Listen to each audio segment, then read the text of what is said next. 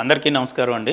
ఈరోజు మనం నీ బ్రేసెస్ గురించి, వాటి ఉపయోగాల గురించి, కొన్ని సందర్భాల్లో వాటి వల్ల ఉండే అనర్థాల గురించి తెలుసుకుందాం. నీ బ్రేస్ సాధారణంగా మోకాలు చిప్పకి సపోర్ట్ ఇవ్వడంతో పాటు మోకాలు చిప్పకి పై భాగంలో సాధారణంగా 15 సెంటీమీటర్ల పైకి 15 సెంటీమీటర్ల కిందకి సపోర్ట్ స్ట్రాప్స్ తోటి ఉంటుంది.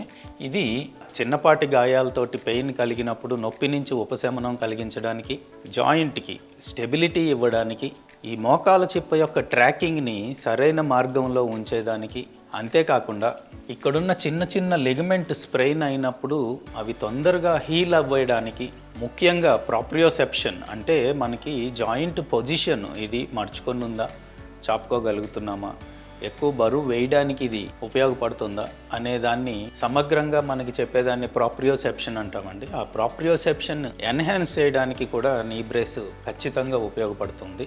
అంతేకాకుండా కొన్ని ప్రత్యేకమైన సందర్భాల్లో ఆర్థరైటిస్ ఎర్లీ స్టేజ్లో ఉన్నవారికి అన్లోడర్ ఆర్థరైటిస్ అంటాం. అంటే మోకాళ్ళ మీద పడే వెయిట్ని లేదా ఒత్తిడిని దారి మళ్లించి మోకాలు జాయింట్ డ్యామేజ్ని స్లోగా చేయడానికి ఉపయోగపడేది అన్లోడర్ బ్రేస్.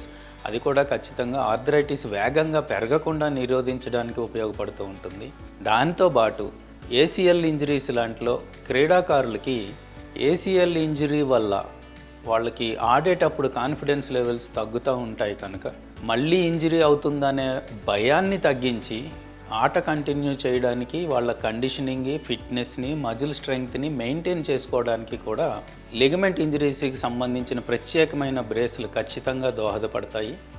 అనేక సందర్భాల్లో హీలింగ్ పూర్తిగా జరగడం వల్ల సర్జరీని అవాయిడ్ చేయడానికి లేదా కొన్ని సందర్భాల్లో సర్జరీని ఖచ్చితంగా పోస్ట్ పోన్ చేయడానికి కూడా నీ బ్రేసెస్ ఉపయోగపడతాయి. అయితే సాధారణంగా నీ క్యాప్ వేసుకోవడం వల్ల లోపలుండే ఆర్థరైటిస్ లాంటి సమస్యల్లో మార్పులు త్వరగా రావు. చాలా సందర్భాల్లో దాని హీలింగ్కి అది ఉపయోగపడదు. పైగా అనవసరమైన సందర్భాల్లో లేదా అత్యంత దీర్ఘకాలం 8 నుంచి 12 వారాల పైన నీ క్యాప్ వాడేవారిలో వారికి సహజంగా ఉండే మజిల్ స్ట్రెంగ్త్ని తగ్గించి ఎక్కువ డ్యామేజ్ అయ్యేదానికి కారణమవుతుంది కనుక ligament sprains, acute pain, bursitis, చిన్న మెనిస్కల్ ఇంజరీసు, ఎన్హాన్సింగ్ ప్రాప్రియోసెప్షను లేదా పటెల్లా ట్రాకింగ్, ఇటువంటి ప్రత్యేకమైన సందర్భాల్లో నీ క్యాప్ వాడుకోవడం ద్వారా కాన్ఫిడెన్స్ వస్తుంది, ఎర్లీ మొబిలిటీ వస్తుంది, హీలింగ్కి హెల్ప్ అవుతుంది, సర్జరీని పోస్ట్పోన్ చేయడానికి లేదా అవాయిడ్ చేయడానికి ఉపయోగపడుతుంది. అనవసరమైన సందర్భాల్లో దీర్ఘకాలం నీ బ్రేస్ వాడడం ద్వారా మజిల్ స్ట్రెంగ్త్ కోల్పోయి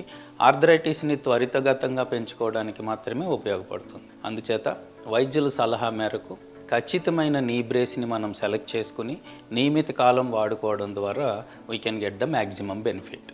థ్యాంక్ యూ.